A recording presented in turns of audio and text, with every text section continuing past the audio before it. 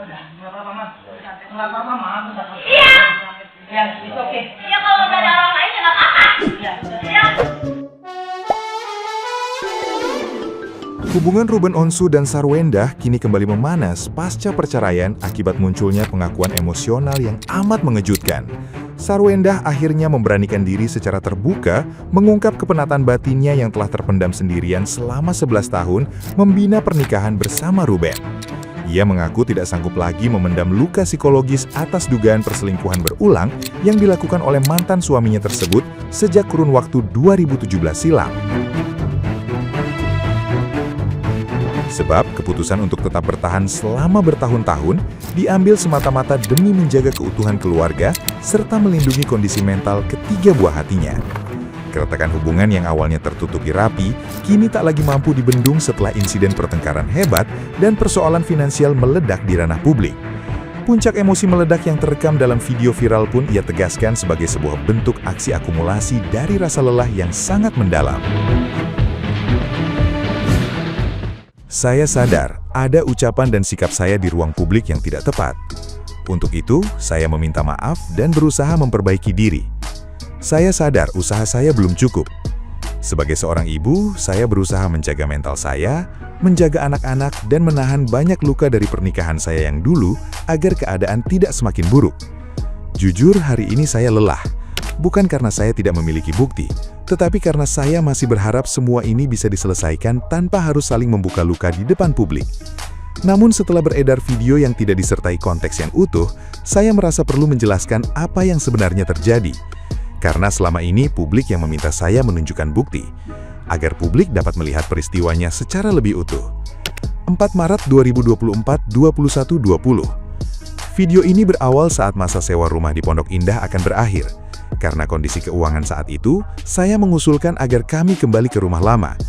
Namun saat itu saya diberitahu bahwa sudah disewa apart hotel selama 1 bulan dengan biaya sekitar 120 juta rupiah. Menurut saya, dana tersebut seharusnya bisa diprioritaskan untuk kebutuhan anak-anak atau rumah. Saya juga hanya meminta jadwal pindah diundur dari tanggal 8 ke 12, karena anak-anak masih libur, serta meminta kontak marketing agar bisa mengurusnya sendiri. Namun permintaan tersebut tidak diberikan. Perbedaan soal jadwal pindah dari tanggal 8 ke 12 dan permintaan saya untuk menghubungi pihak marketing akhirnya memicu perdebatan. Di tengah pembicaraan tersebut, suasana memanas. Beliau membanting pintu dan percakapan berubah menjadi pertengkaran. Disitulah emosi saya akhirnya meledak. Kemarahan yang terlihat di video bukan muncul karena persoalan tanggal pindah semata, melainkan akumulasi dari banyak hal yang selama 11 tahun ini tidak pernah benar-benar bisa saya sampaikan. Sebagai pasangan, saya tahu saya juga banyak kekurangan. Itu membuat saya selama 11 tahun memilih memendam banyak hal dan berusaha memahami keadaan, termasuk saat kondisi keuangan beliau yang sedang sulit. Ketika nafkah anak-anak sudah tidak diberikan selama sekitar 3 bulan dan pembangunan rumah baru terhenti, saya tetap mencoba mengerti.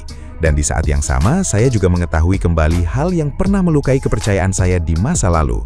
Dan saya mengungkapkan perselingkuhan beliau di video itu. 2017, saya mengetahui adanya perselingkuhan.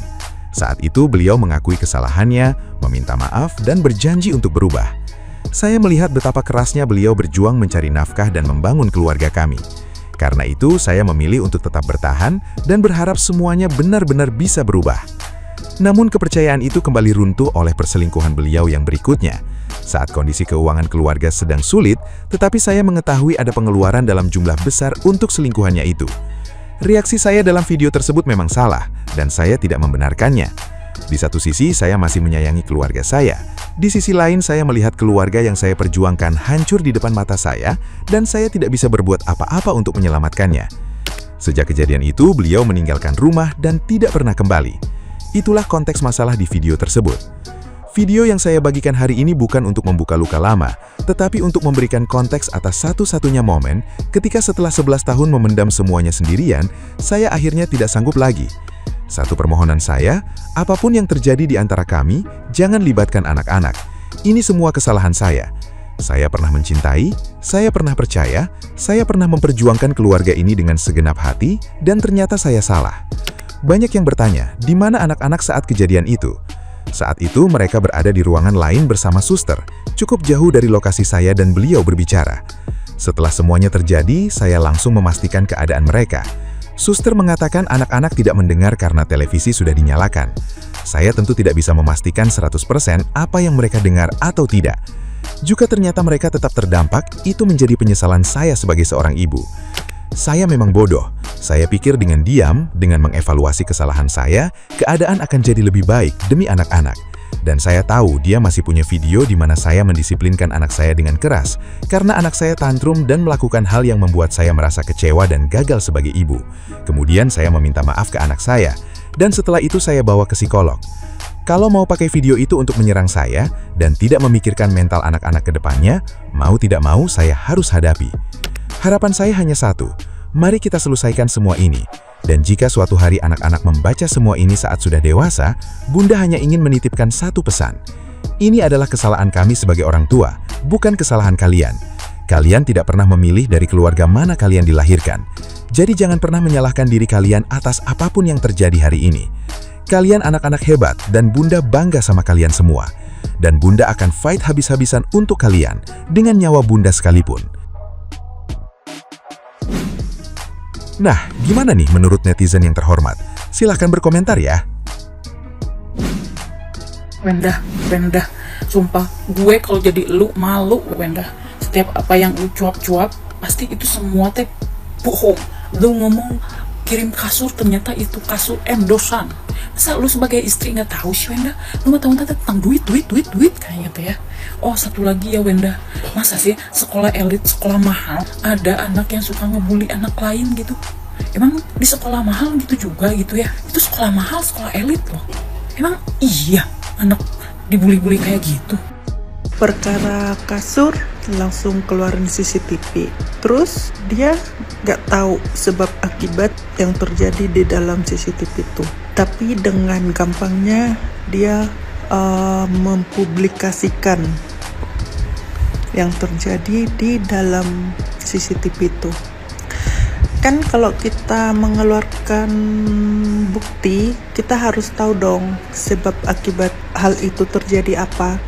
Lah ini ditanya, katanya nggak tahu. Terus fungsi kau ngeluarin CCTV itu apa? Hah? Untuk memperkeruh suasana? Iya. Hah? Tapi kalau misalnya orang yang nyimak ya, itu tahu CCTV itu terjadi karena apa. Nggak ada asap kalau nggak ada api. Udah gitu aja. Bye. Apa ada yang percaya kalau Ruben Onsu itu selingkuh? Secara logika dasarnya aja, itu udah nggak masuk akal. Contoh sederhana ketika orang mau selingkuh, itu kayak gini. Aku udah pesan kamar hotel ya, nanti kita ketemu di sana. Itu masuk akal. Nggak ada orang yang mau selingkuh ngomong, aku udah beli kasur ya, nanti kita ketemu di kebun Haji Nakim. Kita tidur bareng di sana. Karena di sana tempatnya masih sepi, jarang ada orang yang lewat. Pasti aman, nggak akan ketahuan. Nggak mungkin. Di mana-mana orang kalau mau selingkuh, yang dipesan itu salah satu kamar hotel, bukan kasur. Itu kan suatu alasan atau kebohongan yang nggak masuk akal.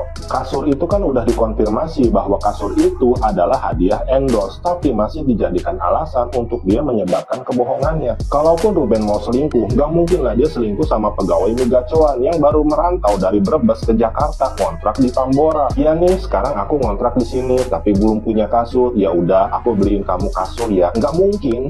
Kalaupun Ruben mau selingkuh, dia akan mencari perempuan yang sederajat sama dia, yang levelnya sama. Nggak mungkin dia akan mengut sampah lagi. Dia pasti akan belajar dari kesalahannya di masa lalu. Jadi kalau mau buat kebohongan, yang lebih masuk akal lah. Jangan buat orang jadi berpikir keras. Kasian sama netizen-netizen yang ada riwayat vertigo, asam lambung, pasti mereka pusing tuh dengerin Sarwenda curhat.